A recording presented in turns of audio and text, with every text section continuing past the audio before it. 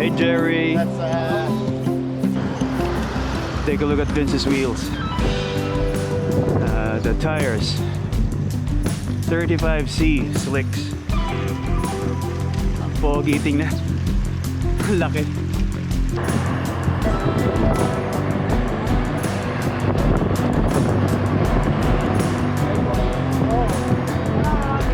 Morning, oy! Saan ka, Panjo? Ayos lang. Ano? Tagaytay? Wala, ano kami? Tangi lang sa tinatangi. Tangi. Meron kami tangi. Say good morning. Morning. Ngayon na lang, ikot lang, tapos balik na. Yeah. Ang konti naman. Long ride.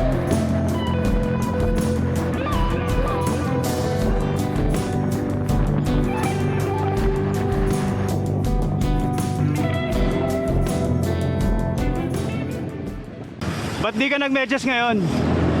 Di ka nagmedyas?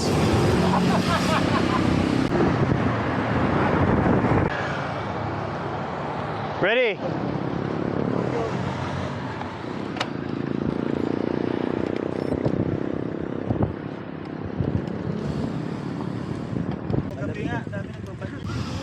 Welcome to the program. You're watching Sean Bike. My name is Sean Santamaria.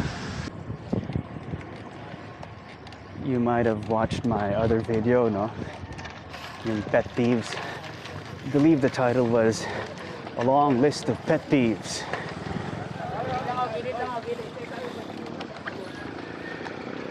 We're making our way to Dasma. These are the back roads of Dasmariñas. Via our secret route sa loob ng Vermosa. Here we are. Oh yeah, so going back, pet peeves. Ano ba pet peeves? Ito yung mga malaliit na bagay na ayaw mo. No, things that hurt you, things that you hate, things that annoy you. Maliit na bagay lang, but it gets to you. Dami tayo niyan. I want you to know though that these days it takes a lot more to annoy me. I'm not as annoyed as easily as before, no. I'm mellower, I'm older, I'm more mature. And you know what? I lost a loved one. Nawalan ako ng kuya eh. I've experienced pain I've never felt before. Tapos sa mga maliliit na bagay, magpapa-apekto ba ako? Diba? Perspective din yan. Oh, one, office, clean desk policy. Ayun. Yeah, of course, I want things done quickly and turnaround time is also fast. So bro, sa clean desk policy, yung pet peeve mo dyan, does this apply to your own desk or pati desk ng mga tao mo bilang boss? Of course, from mine as a leader and my team. I want everything clean at the end of the day. Okay. Pag dumaan ka, tapos nakita mo kalat-kalat, patong-patong yung papel, tapos may french fries pa, tapos open mug. Ina-address mo ba directly? Well, I tell them straight. But of course, when I see the french fries, as you said, kakainin ko muna yun. Ikaw pala ang lumiligpit. So yun nga, I'm more relaxed these days. Mas kalmado na. Pero, now that's out of the way. Now we've gotten that out of the way. Lisensya na to para magsabi ng mga pet peeve kasi may mga bagay talaga na hindi nakakatuwa. So let me start with this.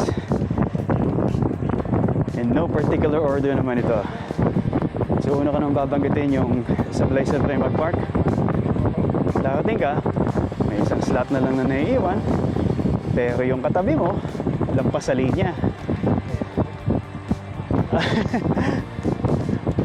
What does it take? What does it take to park properly? To park between the lines, inside the lines? Simple lang na bagay, hindi pa gagawin. No? meron naman nasa loob nga ng dalawang linya pero tabinging-tabingi, no? Ba't hindi mo pa ayusin? Pero yun, okay pa yun basta nasa loob ng linya But once you cross the line, tabingi ka pumarada, kinompromise mo na yung katabi mo. Masama pa niya minsan sa sobrang tabingi mo, hindi na nagamit yung katabi na slot.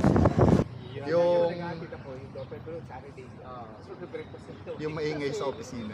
Maingay. Yung parang Boses ha? always have an opinion on it. Mga mema. Oo, may mga ganun na para lang naririnig sila. I don't like that.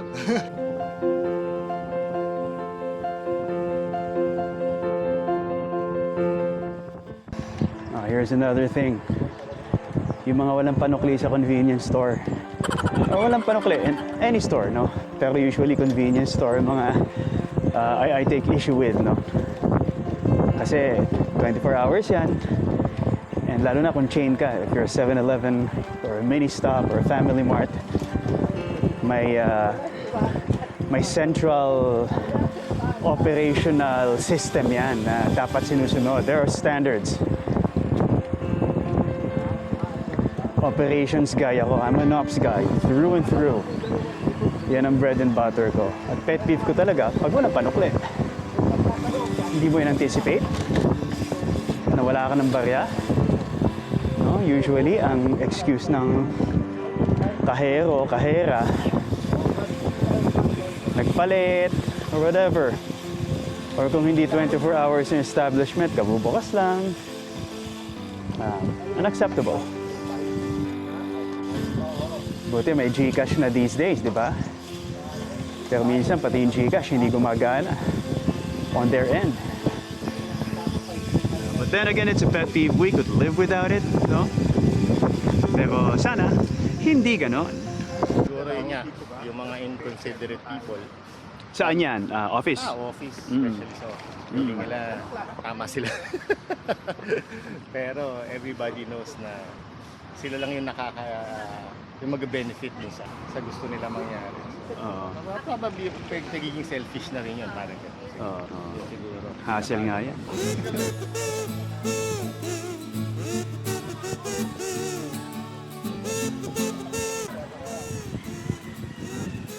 Now we're gonna pass by the famous Lumpiaan. Then, hangout ng mga nag-MTB yan. Because MTB trails to paligid natin.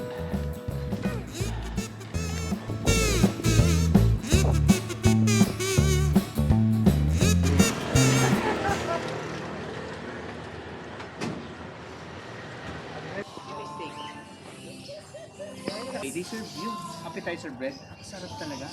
95 pataas. Pwede naman yun. I-try ko rin.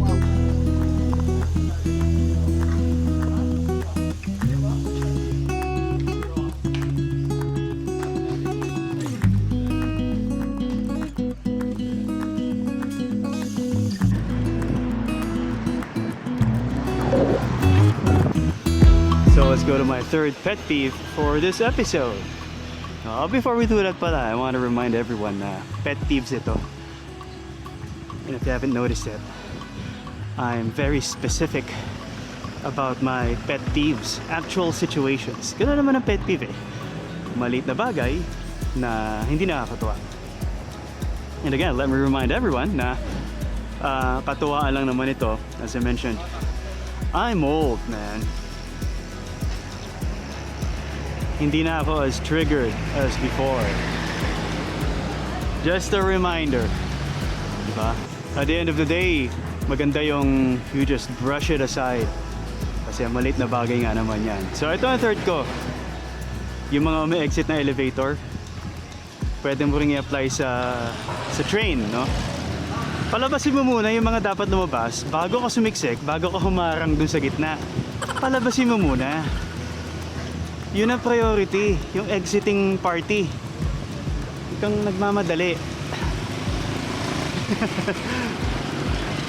Usong-uso yan sa yung mga less controlled environment. Controlled pero hindi gaano controlled yan sa mga mall, opisina, medyo may flow yan eh. Kahit papaano may discipline yan eh.